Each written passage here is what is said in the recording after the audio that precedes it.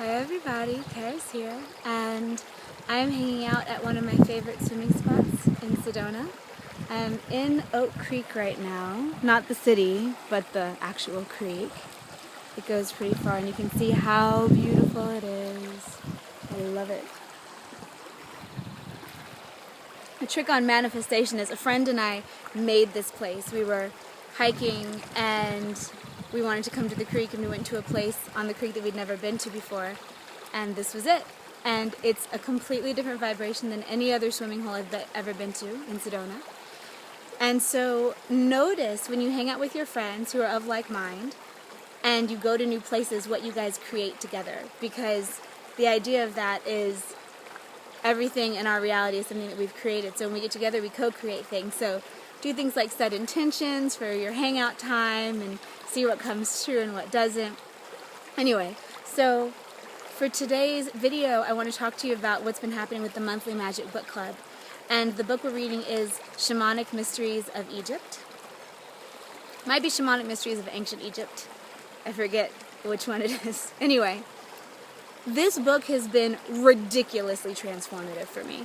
I don't know if this is true for you guys also reading it, but it's been crazy. I mean, I have had experiences and meditations in this book that then within a day, within less than a day, within several hours, I have found the same place in 3D, in this reality, that I made up in my meditation, without even meaning to manifest it into the third dimension, the physical dimension.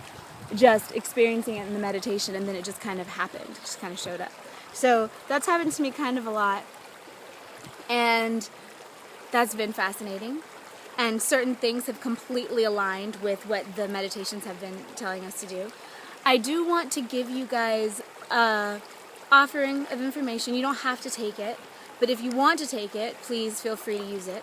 And it's that in the heart activation procedure in the book, the way to do it, according to the authors, is to bring it up, bring energy from the earth up into your heart chakra on the inhale, and exhale it out on the exhale, and then bring heart energy down from the heavens on your inhale and exhale it out on the exhale, and then do both at the same time, and that's beautiful. However, and I don't know the authors, so, and I'm not super familiar with Egyptian mystery school teachings. It's activating lots of stuff in my DNA, as I'm sure it would do for anyone who reads this book, but I will say that this is not coming from anywhere except from my own intuition, so take it or leave it. If it resonates with you, take it. There's a butterfly.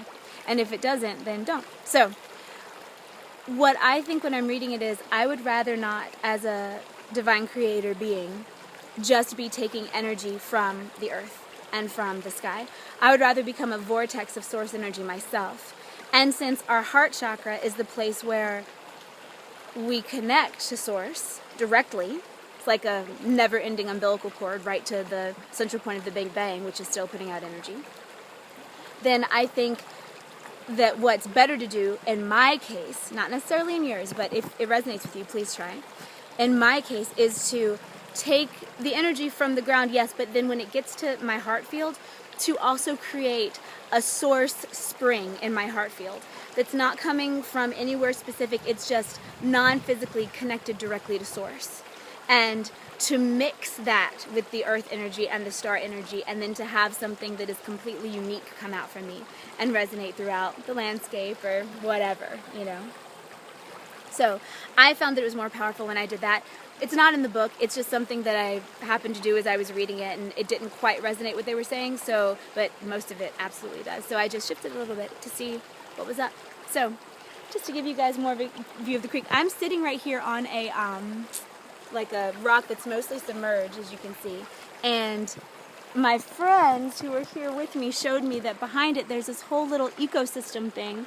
So there's like a little beach cove right here that's not like any of the underwater ecosystems in the rest of the creek. It's totally unique. So this, I feel like, is kind of the driver's seat, because as you can also see, it's in the middle of the creek. So I'm directly between shore to shore.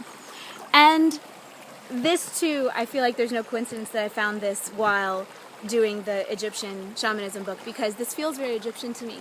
We've been joking a lot lately, my friends and I, about how glad we are now that we don't have to worry about crocodiles in this water, because we're all kind of remembering